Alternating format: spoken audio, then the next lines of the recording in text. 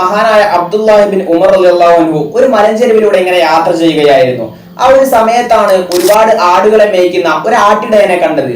ആ ആട്ടിടയന്റെ അടുത്ത് ചെന്നുകൊണ്ട് ഈ മഹാൻ ചോദിച്ചു, നിങ്ങളുടെ പക്കൽ ഇത്രത്തോളം ആടുകൾ ഉണ്ടല്ലോ, അതിൽ നിന്ന് അകിടിൽ പാൽ നിറഞ്ഞു നിൽക്കുന്ന ആ ഒരു ആടിനെ എനിക്ക് വിൽക്കാമോ എന്ന്.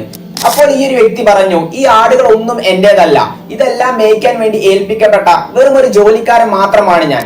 അപ്പോൾ ഈ ഒരു മനുഷ്യൻ പറയുന്നത് സത്യസന്ധമായാണോ എന്ന് പരിശോധിക്കാൻ വേണ്ടി അബ്ദുല്ലാഹി ഇബ്നു ഉമർ റളിയല്ലാഹു അൻഹു ഒരു ചോദ്യം കൂടെ ചോദിച്ചു. ഈ ആടിനെ നിങ്ങൾ എനിക്ക് വിൽക്കൂ, പകരം അതിനുള്ള പ്രതിഫലം ഞാൻ നിങ്ങൾക്ക് നൽകാം. എന്നിട്ട് നിങ്ങളുടെ മുതലാളി ചോദിക്കുമ്പോൾ ഈ ഒരു ആടിനെ ചെന്നായി പിടിച്ചതാണ് എന്ന് മുതലാളിയോട് കളവ് പറഞ്ഞാൽ മതി എന്ന്. അപ്പോൾ ഈ ഒരു അടിമ തിരിച്ചു പറഞ്ഞു, ശരി, മുതലാളിയോട് ഞാൻ ചെന്നായി പിടിച്ചു എന്ന് പറയാം, പക്ഷേ അള്ളാഹുവിനോട് ഞാൻ എന്ത് പറയും എന്ന്. അബ്ദുല്ലാഹി ഇബ്നു ഉമർ റളിയല്ലാഹു അൻഹുവിന്റെ മനസ്സിൽ ഒരുപാട് വിപ്ലവം സൃഷ്ടിച്ച ഒരു വാക്കായിരുന്നു അപ്പോൾ ആ അടിമ പറഞ്ഞ ഐനല്ലാ എന്ന വാക്ക്. ആ അടിമ പറഞ്ഞ ഐനല്ലാ എന്ന് പറയുന്ന വാക്കുകൾ നാം ഓരോരുത്തരും ചിന്തിക്കേണ്ടതാണ്.